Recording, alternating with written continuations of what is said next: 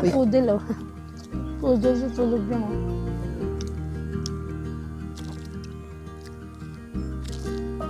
Kung nagkaya sila.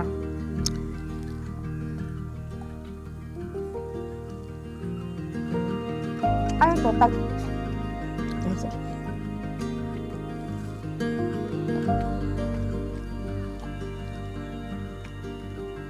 Mainit ito pwesto natin dahil. Ito. No. Ah, sarap. Ito yung pagkain na kahit bumiyahe ka ng 3 araw sa Marilaki, hindi mo mapapanis. Kahit 3 araw, basta malamig yung pupunta. Kasi napapanis din kami.